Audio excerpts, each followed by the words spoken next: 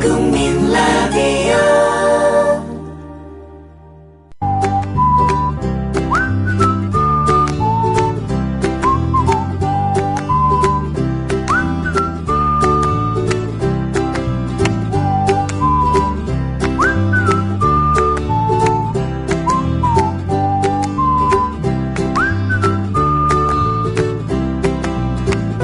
절대 왕권이 확고했던 시대에 균형을 이야기한다는 것은 모순으로 보입니다.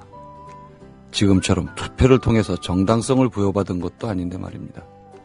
그런데 희한하게도 과거 대한민국에는 왕권의 존행을 막기 위해서 다양한 장치들이 가동되었습니다. 중신들 또한 끊임없이 상소를 거듭했습니다. 계승에 의한 자리는 인정하되 나머지는 백성과 함께라는 명분이었을까요?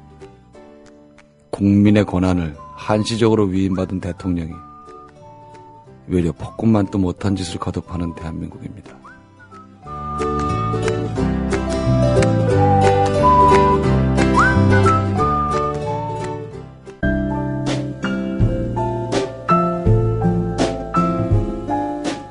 뇌에는 근육이 없습니다. 최근 섹시한 뇌를 위한 체육관 국민라디오 전영관의 30분 책 읽기. 네, 우리는 사실 청렴, 결백 이런 말들에 익숙해져야 정상인데 어찌된 일인지 부정, 부패 이런 말을 더 자주 듣고 삽니다. 오늘은 그런 이야기를 나눠볼까 합니다. 이진혜 선생님 모셨습니다. 안녕하세요. 안녕하세요. 네, 오늘은 제가 말씀드린 그런 내용이죠? 예, 뭐 비슷합니다. 그러니까 부정부패에 관한 내용인데 사실 부정부패라는 게 일어날 수 있는 거는 이 권력 구조하고 아주 밀접한 관계가 있거든요. 권력이 있는 곳에 네. 한마디로. 그러니까 사실 힘없는 사람이 네. 죄를 지으면 네. 그거는 자기가 뭐 죄가 드러나는 순간 잡혀가는데 감자나 훔치는 거겠죠. 네.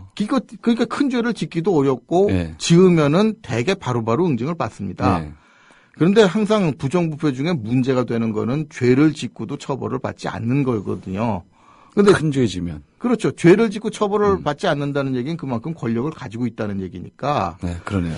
그게 요즘 시기에 상당히 중요하게 부각되는 문제인 것 같습니다. 지금 대한민국에서 뭐 세월호 사건을 비롯해서 큰 사고가 난 걸 보면은 사실 사고 자체는 굉장히 불행한 일이지만은 그 사고가 일어나게 된 원인은 지금까지 잘 버텨왔구만 하는 생각이 들 정도로 쌓여 있는. 그렇죠. 굉장히 부패 고리에 의해서 쌓여져 있는 문제가 햇빛 지금 터진 거거든요. 그런 문제를 보자면은 사실 이 부정부패라는 거 이게 이제 권력 구조하고 어떤 상관관계가 있느냐 하는 거를 살펴보는 게 굉장히 의미가 있죠.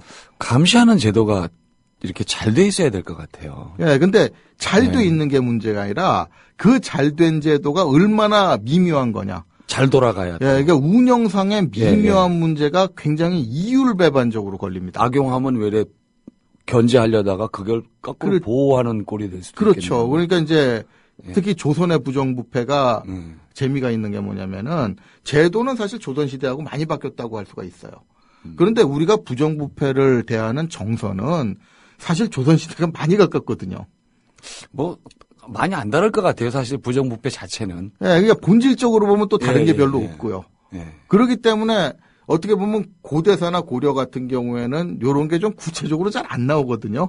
그냥 죄 지어서 잡아서 죽였다 하는 정도 내용이 나오기 십상인데 조선시대 같은 경우에는 요 전후좌우 앞뒤 맥락이 비교적 구체적으로 나옵니다. 특히 구조적인 문제에 있어서 의미심장한 부분이 좀 잘 나오는 부분이다 보니까 아무래도 조선의 부정부패를 보는 게 좀 오늘날의 시사를 보기 시사해 주는 바가 크죠. 예, 연결도 더 쉬울 것 같아요. 조선시대께. 그러니까 근현대 같은 경우에는 너무 가까워가지고 네. 사실 거기를 얘기하는 게 아니라 오늘 현안을 얘기해 버리니까 그건 역사의 얘기라기보다 현안으로 치우칠 가능성이 커가지고 오히려 조선의 부정부패가 좀 더 부담 없이 또 좀 더 깊이 있는 데까지 건드리면서 얘기할 수 있는 측면이 있죠. 권력이 있으니까 또 그 권력을 남용하는 일도 생기고 견제하려고 장치를 만들었는데 그 장치가 제대로 운영이 안 되면 그 권력이 그 견제 장치를 또 악용을 할 수도 있었겠네요.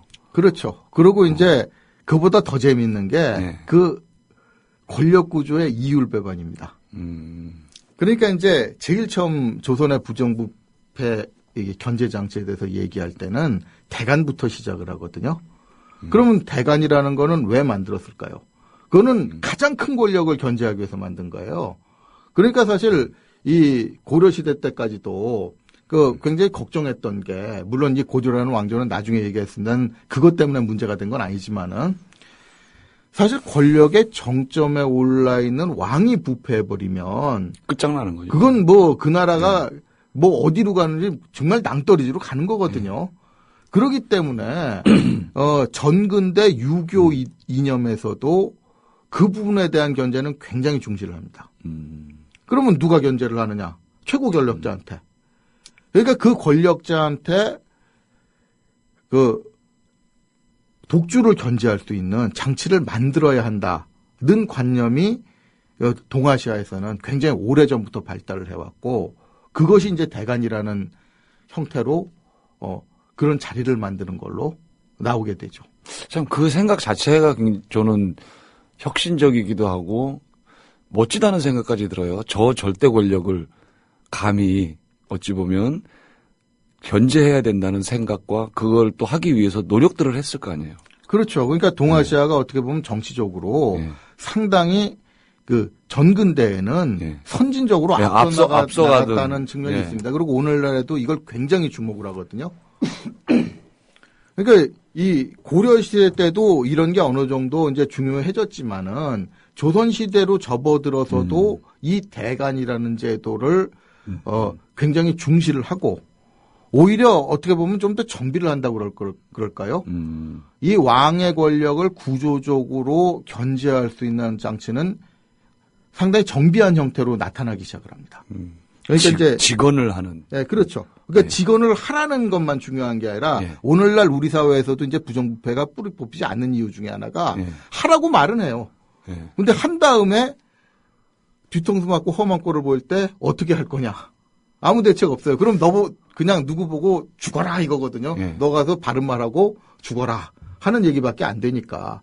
그러니까 그걸 제도적으로 뒷받침을 하려면은 그렇게 직언을 한 사람을 제도적으로 어떻게 보호를 할 거냐 하는 게 중요하거든요. 네, 그러네요. 진짜 직언을 한 이후가 뒷감당이 문제죠, 뭐. 그렇죠. 그러니까 이제 뭐 조선이든 뭐 앞에 고려도 마찬가지였겠습니다만은 대간의 자격에 대해서 굉장히 까다롭게 해요. 인물이 이제 뛰어나야 돼. 능력이 있어야 되고. 그렇겠죠. 그리고 강직하고 청렴해야 되고. 그리고 가문도 이제 좋아야 된다는 얘기가 들어갑니다. 이제 뭐 나름대로 집안에서 자라면서 여러 가지 경험도 있을 수 있어야 되고. 그래서 나중에 그 간언을 한 다음에 좌천이라든가 유배 같은 걸 간언한 이유로는 못 보낸다는 식으로 법을 만들어 놓죠. 아, 그거 좋네요. 예. 근데 이게 그렇게 만들어 놓기 때문에 상당히 훌륭한 제도고, 오늘날에도 이 대간 제도를 열린 언론을 열어라 하는 데 있어서는 굉장히 많이 인용을 합니다. 그렇죠. 자, 그런데 여기서 이제 역사의 이율 배반이 나오는 겁니다. 자, 그런데 이런 대간 제도가 조선 초기에 정비가 됐다 그랬죠. 근데 정비했을 때 그 핵심 인물을 얘기하자면은 정도전을 얘기를 하거든요. 아무래도 조선 초기에 이 조선의 제도를 기틀을 잡은 사람, 그래가면서 정비를 해간 사람은 정도전을 꼽지 않을 수가 없죠. 그렇죠. 근데 이제 문제는 정도전 같은 경우에는 신료 입장이니까 사실 이성계는 조선에서는 상징적인 인물이지 실질적으로 조선을 정비해 나가는 역량이 있는 왕은 아니거든요. 그렇기 때문에 이제 정도전이 대간 제도를 정비를 하고 왕은 상징적인 존재로 있어야 한다. 그렇기 때문에 이제 이 재상을 비롯해서 이 대간이라든가 이런 신료들의 이런 말을 잘 들어서 그 언론의 여론에 따라서 정치를 해야 된다는 제도를 만들었거든요. 자, 그러니까 이렇게 하면은 아마 오늘날에 그냥 단순하게 볼 때는 야, 이런 제도가 성립이 돼 있었으니까 왕이 마음대로 독주도 못하고 그래서 나라가 잘 다스려졌겠거니라고 생각을 하거든요. 그 형태로만 보면 그렇죠. 네, 그런데 가장 큰 이율 배반이 그러면은 조선의 가장 최전성기를 어디서부터 어디까지 꼽느냐는 겁니다. 태종부터 멀리 가면은 세조고 좀 적게 가도 태종 세종조를 조선의 최전성기로 꼽거든요. 자, 그런데 이렇게 놓고 보면 벌써 한숨 딱 나오시죠. 네, 한숨 나오죠, 정말. 태종이라는 사람이 어떤 사람입니까? 이걸 인간으로만 보면은 좀 심하게 말하면은 뭐 현대 정치사 아니니까 이거 좀 부담 없이 얘기할 수 있습니다만 거의 인간 말종 수준이거든요. 예, 그러면. 형제들 다 죽였지. 예. 뭐 아버지 유폐시켜. 동생들 죽여, 뭐 새어머니 죽여, 내쫓아 하는 식으로 심지어는 정권 잡을 때 자기 세대의 학살로만 해도 성이 안 차가지고 자기 아들 내쫓아, 아들 패 외가라고 해가지고 자기 혁명 동지들인데 도움 실컷 받아놓고 자기 처남들 다 죽여. 왕비까지 혁명을 할 때 그렇게 도와준 왕부까지 거의 뭐 호수아비로 갖다 놓고 좀 마음고생 많이 만들어 해놓고 그것도 양이 안 차가지고 왕위에 올려는 셋째 아들 세종의 처가까지 싹 정리를 해버려. 그러면 어떻게 보면 굉장히 많이 숙청을 한 사람이에요. 연쇄살인범이죠, 뭐. 그렇죠. 사실. 거의 예. 뭐 연쇄살인범, 학살범 수준 예. 얘기 나올 정도로 굉장히 많은 사람을 죽였거든요. 그러면은 그것만 딱 보면은 조선 저런 왕 나왔으면 됐을 것 같은데. 그러니까 대간 같은 경우에도 태종 시대에는 거의 관제 언론 수준이에요. 듣기 싫은 소리면 원칙으로 뭐 유배를 못 보내는 게 어디 있어요. 그냥 왕이 보내면은 이 절대 왕정 시대니까. 그렇죠. 왕의 권위가 어떻게 보면 법 위에 있거든요. 보내면 보내는 거다 이거예요. 그리고 죽이라면 죽이는 거고 뭐 법적으로 이렇게 하면 아니 되옵니다. 그러면 방법 살짝 달리해가지고 일단 파직한 다음에 조용히 보내서 죽이고 뭐 여러 가지 방법이 자객을 있거든요. 보낼 수도 있으니까 뭐. 그런데 그 시기가 왜 전성기냐 이거예요. 그리고 이거는 좀 불편하게 잘 안 알려져 있는 얘기인데 천하의 성군이라고 한국 역사에서는 가장 큰 성군으로 추앙받는 세종대왕 말입니다. 왕위에 올라서선 아버지하고 비슷하게 했거든요. 그거 제대로 이해를 못해요. 그러니까 세종도 인사 문제로 누가 임명을 했는데 대간이 와가지고 그 사람 아니 되옵니다 그랬거든요. 바로 대간 유배 보내버렸어요. 아, 그런 사례가 있는 거예요? 예. 실제로 그런 사례들이 많이 나옵니다. 그러니까 대간들한테 싫은 소리 하면은 바로 유배. 하지 말란 얘기 3번 이상 해? 그러면 목딱 쳐버리고. 이런 일 많았거든요. 그러니까 천하의 성군이라고 일컬어지는 세종대왕이 왜 그랬느냐. 그럼 뭐 그런 짓을 하면 세종대왕이 그 기준만 딱 보면은 무슨 성군이냐 이렇게 돼버리거든요. 그렇죠. 그것만 놓고 보면 그러죠. 그런데 그 시기에 왜 조선이 제일 잘 돌아갔느냐 이거거든요. 그러니까 잠깐 세조까지 넣으면은 그래요. 그러면 문종 단종조가 오히려 그게 잘 안 된 시기거든요. 그러니까 문종은 1년밖에 왕위에 있지 않았다 그러는데 사실 세종도 후반에 가면 풀어집니다. 풀어지긴 풀어지지만은 풀어지는 이유는 좀 이따 설명을 하기로 하고 문종도 사실 그때 세자로서 정치를 했지만은 그 기조 자체가 달라진 게 아니에요. 세종 후반에 풀어졌다는 얘기는 이 언론을 조작할 수 있는 수단을 마련해 놨기 때문에 풀어준 거지 대간들의 언론을 열어가지고 정치를 한 건 아니거든요. 아. 그러니까 세조는 문종 단종조에 그게 잘 안 되니까 엎어해가지고 다시 원래 아버지 할아버지가 하던 제도로 돌아간 겁니다. 아버지보단 주로 할아버지를 담고 싶어 했지만. 자, 그러면 왜 이런 사태가 벌어졌을까요? 이게 바로 이율배반이라는 겁니다. 악용했나요, 그러면? 그러니까 악용이라는데 요즘 현대 대한민국 사람들이 제일 착각을 하는 게 그런 겁니다. 언론을 열어라. 현재 대한민국 사회에서 언론을 열어라 그러면 이건 무슨 얘기가 되느냐면은 맨 밑에 국민을 의식하고 얘기하는 겁니다. 국민들이 필요한 여론, 국민들이 뭘 그렇겠죠. 원하는가, 뭐가 필요하는가, 이 여론을 제대로 통치자한테 전달을 해줘야죠. 언론을 열어라는 거잖아요. 그런데 이게 오히려 의미심장하다는 게 그렇게 해가지고 언론 열라 그러는데 솔직히 기성 언론들 중에 그 목적에 맞게 밑에 국민들이 필요한 얘기들을 통치자한테 전달하고 여론을 조성하는 역할을 하는 사람들이 얼마나 됩니까? 대부분이 반대 역할을 많이 하는 것 같아요. 바로 그럽니다. 민주주의라는 대한민국에서도 기성 언론이라고 얘기하는 어떻게 보면 기득권을 가지고 있는 언론은 백성들이 필요한 거 전하는 게 아니거든요. 그럼 민주주의 국가 대한민국에서도 그러는데 왕정 체제인 조선 그것도 양반 관료를 위주로 돌아가는 조선이라는 나라에서 과연 백성들이 원하는 여론을 조성했을까? 이 얘기는 생각을 안 한다는 거죠. 그냥 우리가 흔히 말하는 국사책에 그냥 그렇게 돼 있어서 현재를 미루어 짐작하는 뿐일 것 같아요. 그게. 미루어서 짐작을 하는 게 아니라 네. 그거는 모르는 사람들은 미루어 짐작하면서 잘못된 소리를 할 수 있다는 거죠. 예. 그러면 역사를 전문적으로 조선시대 연구한 사람은 어. 지식인들은 그렇게 무식할까요? 지식인들은 그래도 다 그 이제 역사 전공자들은 더 확실하게 잘 알지 않을까요? 알죠. 그러니까 내용들은? 태종 시절에 네. 조선 시대를 전공한 사람은 말할 필요도 없고 굳이 조선 시대 전공 아니라도 역사 일반에 대해서 기본적인 이해라도 알고 있는 사람이나 저도 조선 시대 전공 아닙니다. 네. 근데 태종이 얼마나 많은 피를 받는지 모르면 그거는 한국사 전공했다는 자격이 없을 정도거든요. 그렇겠죠. 그런데도 무슨 언로를 열어라 하는 얘기를 마치 조선시대의 언로 여는 것과 대한민국 사회의 언로 여는 것, 이 본질적인 얘기를 구별하지 못해서 그러겠냐는 겁니다. 어떻게 보면 오늘날의 지식인도 요거 악용하는 거예요. 그럴 수 있겠네요. 예. 그러니까 조선시대 언로를 열라는 얘기는 뭐냐면은 좀 적나라하게 심하게 얘기하자면은 왕 보고 혼자 해 드시지 말고 우리 같이 해 먹자 하는 얘기예요. 그러니까 이게 현대 대한민국에서도 굉장히 이율배반적인 사태가 난 게, 그러니까 기득권층이 아닌 대통령이 올라갔을 때 노무현 대통령이 대표적인 인물 아닙니까? 그렇죠. 대통령이 돼서 대통령 못 해먹겠다는 소리를 공식적으로 뱉을 정도였잖아요. 예. 물론 이걸 공식적으로 뱉었다고 난리를 쳤지만 정말 사실 난리가 났었죠 그때. 그걸 여론에다 대고 한 거는 좀 신중하지 못한 차원일 수 있어요. 예. 근데 실제로 우리나라 대통령이라는 최고 권좌에 올라서도 마음대로 안 되더라 이거예요. 예. 오죽하면 저 말이 나왔을까 싶었어요. 그렇죠. 저 내부가 도대체 어떻게 돌아가고 있길래.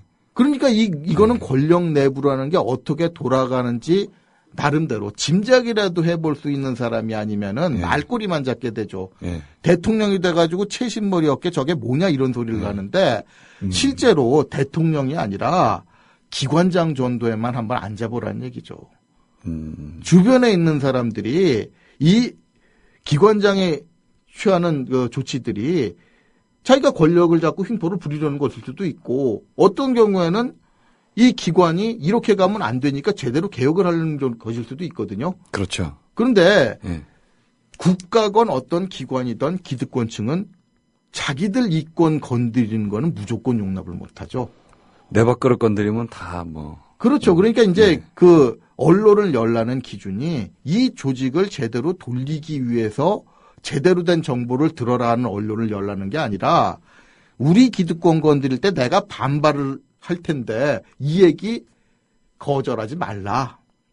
이런 얘기인 게 굉장히 강하는 거예요. 언로가 그러면은 백성들로부터 통치권자까지가 아니라 기득권 세력과 통치권자의 얘기일 수도 있다는 얘기네요. 자, 그러니까 아까 대간의 자격과 특권 얘기를 할 때 예. 제가 좀 작은 소리로 얘기를 했을 겁니다. 예. 아니 인물이 좋아야 된다는 능력 있어야 된다는 네, 거. 집안도 그리고 좋아야 되고. 강직하고 청렴해야 된다는 데 대해서는 별로 문제가 없어요. 네. 근데 이 조건 중에 가문이 좋은 문과 출신이다. 기득권층이란 뜻인가요? 그러니까요. 그 가문이 좋다는 게 뭐겠어요? 그 양만 관련 중에서 기득권층이라는 얘기 아닙니까? 자기네들 말을 대변하기도 하는. 그러니까 이 출신을 대간으로 선호했다는 얘기가 왜 그게 굉장히 중요한 요소로 들어가겠어요. 대간 제도를 확립하는 사람들이 조선시대에도 보면은 백성들이 누가 이제 똑똑하고 우리에게 대신 해줄 것 같으니까 저 사람 대변시켜 이렇게 시키는 게 아니잖아요. 뭐 누가 하는지도 모르고 살죠 뭐. 그러니까 그러면은 누가 대간을 정하느냐면은 그 조선 정계에서 힘께나 쓰고 말빨께나 있는 사람들이 이 사람이 능력 있고 강직하고 청렴하다 해가지고 추천을 하는 거예요. 자기 편을 할 수 있겠네요. 그렇죠. 예. 그러니까 그런 사람들끼리는 자기들끼리는 공감대가 있을 수 있어요. 예, 자기네 권력자 앞에서도 꼿꼿하게 서가지고 소신을 굽히지 않고 간한다. 분명히 이렇게 되는 거 아닙니까? 나머지 사람들이 뭐 보호를 해주기도 할 그러니까 테니까. 거기서 딱 되면은 그게 강직하게 얘기하는 건 맞아요. 예. 근데 말하는 내용이 그러면 그 강직하게 권력자들 굽히지 않는 내용이 뭐냐? 백성을 위한 게 아니더라 이거예요. 대부분이. 우리 논밭을 뺏지 마라. 뭐 이런 거겠죠. 그런 거죠. 그러니까 네. 이제 태종이나 세종대 네. 굉장히 그런 기득권을 건드리는 중요 사안 중에 하나가 예산삭감. 소위 말해서 공안이라고 해가지고 그 제도 만드는 거거든요. 그러니까 이게 쉽게 말하면 무슨 뜻이냐면은 조선 초기만 해도 사실 고려 때도 계속 그래왔고 세금을 걷지 않습니까? 네. 세금을 거두면은 그 세금을 가지고 이 관료 조직에서 각 분야에서 그 세금을 쓸 거 아닙니까? 그러면 어떻게 들어와서 어떻게 나간다? 무슨 요즘처럼 예산안이고 이런 게 없어요. 그러니까 작년까지 뭐 어느 정도 왔고 올해는 풍년 나서 세금이 좀 거쳤으니까 우리 이만큼 달라. 그래가지고 그걸 자기들끼리 그 부서 안에서 자기들끼리 수석수석 해가지고 써버리는 거예요. 그건 또 아주 미개했네요. 그러니까 근데 이 미개한 게 사실 예. 조선만 얘기하면 여기만 미개한 것 같지 않습니까? 예. 나중에 이제 세종 때 가가지고 태종 때부터 예. 바로 공안이라는 걸 정결하기 시작하는데 이게 바로 예산안 짜라고 그러는 거예요. 근데 이게 동아시아는 물론이고 세계적으로 굉장히 앞서 나간 거라는 겁니다. 그렇죠. 그 시절에 예산안을 짜서 뭐 예결심의도 했을 거 아니에요. 그러면 그러니까 짠다면. 예산안을 짜라는 게 예. 어디다 쓸 건지 일단 얘기나 해봐라. 예, 다 내놔라. 이거거든요. 예. 그러니까 그거를 받는 데가 그렇게 많지 않았다는 거예요. 거기 제가 듣기로는 조선이 선두주자로 나갔다 그러죠. 중국도 제대로 안 참 되는데. 우리가 참 멋진 나라가 될 수 있을 그럴 계기들이 많았는데. 그렇죠. 그러니까 예. 그 서양 같은 데를 보면 조선의 고시기를 연구한 사람들이 경제사 연구한 사람들이 왜 자부심을 갖느냐면은 이것들은 돈을 어떻게 걷는지도 그 원칙이 없다는 거예요. 거친 대로 그냥 걷는 거예요. 그러니까 앞에 원나라 같은 경우에도 얼마나 그 세금 걷는 게 우스웠냐면은 주먹구로 걷냐면은 뭐 얼만큼 이제 소득이 있으니까 얼만큼 건다 이런 게 아니라 그냥 거둘 수 있는 대로 걷다가 보면 모르잖아요. 사정들을 정부가 모르니까. 그렇죠. 나중에 하다 안 되니까 상인들한테 네. 너 우리 예산이 얼마나 비니까 그거 주고 니들이 걷어라 이거예요. 아. 그래서 아랍 상인들이 중국에 와가지고 중국 백성들한테 세금 걷어갔다니까요. 대납 제도를 이제. 그 대납인데 상인들은 이익을 위해서 걷잖아요. 내가 정부에도 얼마 냈으니까 그 이상 걷어간다는 거거든. 부쳐 먹어야죠 또. 그러니까 네. 그럼 백성들한테 원칙이고 사정이고 없어요. 그렇게 걷어가니까 얼마나 황당하겠어요.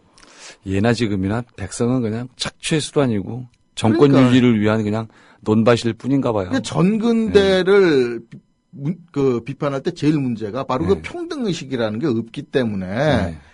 거룩하신 분들이 미천한 것들한테 걷어간다는 개념이거든요. 이제 이거 말을 우리가 바꿔야 돼요. 위 것들이 아랫분한테 이렇게 얘기해야 됩니다. 이제. 그 민주주의 사회니까 그렇지만 네. 옛날 개념에서는 그랬다니까요. 저 옛날 위 개념이 옛날 것들이 개념으로 그래야 되는데. 이 아랫분들한테 함부로 삥을 뜯어가는 거잖아요. 그렇죠. 그러니까 삥 네. 뜯는 걸 권리라고 생각하던 시점이거든요. 아. 그러니 여기서 공안이라는 걸 만들어가지고 이제부터 어디다 쓸지 보고 올려봐라는 말을 했을 때 과연 양반 관료들이 어떻게 나왔을까요? 난리 쳤을 거 아니에요. 난리를 쳤겠죠. 어떻게든 꼽을 치고 지 맘대로 써야 되는데 그거를 비목을 내놓으라 그러면 좋다고 그러니까요. 했겠어요. 예. 그럼 대간이 누구의 여론을 대변을 할까요? 그러니까 아까 말했던 거하고 이율배반, 권력자의 독주를 견제하기 위해서 대간 만들었다 그랬죠. 예. 그런데 그 대간이 요런 사안 같은 경우에는 철저하게 자기들 권력자가 편을 들었겠죠. 이 국가 조직을 위해서 네. 최고 통치자니까 네. 최고 통치자는 책임이 있는 거 아닙니까? 그리고 예. 내가 통치를 하는데 이 나라 개판으로 돌아가면 모든 책임 돌아오고 결국 나라가 망가지면 자기부터 제일 먼저 결단이 나니까 그 최고 통치자는 그런 측면은 있거든요. 내가 통치를 하는 동안에 적어도 굴러는 가야 되니까 굴러가기 위해서 최소한 요거는 해야 된다. 이런 식의 조치는 취하려고 그래요. 그런데 문제는 이 대간을 비롯해서 양반 관료들은 그런 건 골라가지고 못하게 하거든. 그러니까 대간이 아니 되옵니다 하는 얘기. 언로를 열라 그러죠. 언로 열어가지고 아니 된다고 그러는 거 그래 경들이 아니 된다 그러니 하지 맙시다. 라는 게 뭐냐면 바로 고려 후기에 파탄난 게 그거예요. 우리가 사극에서 이렇게 흔히 보는 전하 아니되옵니다 하는 그게 그 자기네 기득권에 손해나는 거를 반대하는 거가 더 많았었겠네요, 그러면. 그러니까요. 그러니까 사극에서 보여주는 거는 대개 이제 우리 특히 독재 시대에는 반대 개념이 있잖아요. 예. 대통령을 비롯해서 예, 권력의 핵심이 너무 독주를 한다. 그러니까 이거 견제할 때 목숨을 견제한 사람이 필요하다. 이 개념을 엉뚱한데 더 씌워버리면. 이게 역사의 이율배반이라는 겁니다.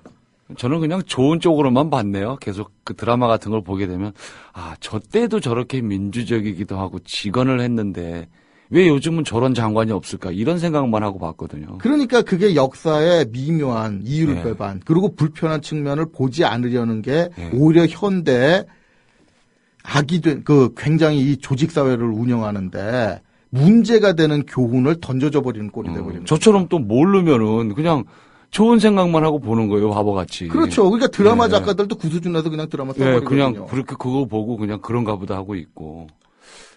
안타깝습니다, 이거 정말.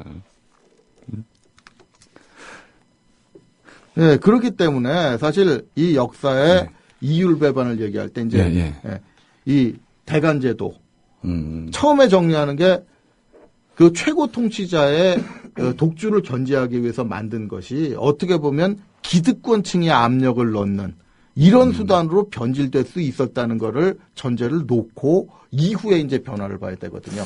역시 제도도 문제지만 누가 어떻게 운영하느냐. 철학이 제일 중요한 것 같아요. 그래서 제가 이제 늘 말씀드립니다마는 뭐 민주주의를 지키기 위해서는 오히려 민주주의의 약점을 알아야 된다고 얘기하는 게 이런 겁니다. 자, 오늘은 여기까지 말씀을 듣고 이어서 내일 또 나머지 부분 말씀 나누도록 하겠습니다. 이진수 선생님 오늘 감사합니다. 감사합니다. 네. 현대 국가는 입법, 사법, 행정 이렇게 3권 분립으로 균형을 유지합니다. 조선은 대간, 감찰, 암행어사 제도 이렇게 있었죠. 특히나 언론에 해당하는 대간 제도가 힘을 발휘해서 조선 시대가 유지됐다. 이런 견해도 있습니다. 물론 그게 기득권에 대한 얘기일 수도 있고요. 현재는 어떨까요? 대한민국 언론이 사명을 다하고 있을까요? 권력의 나팔수라는 표현이 부족할 정도라고 느낍니다. 기만과 조작의 혈안이라서 부하가 침입니다. 대통령이 꼭 화면 중앙에 나와야 하는 겁니까? 그걸 위해서 화면 조작해도 괜찮은 겁니까?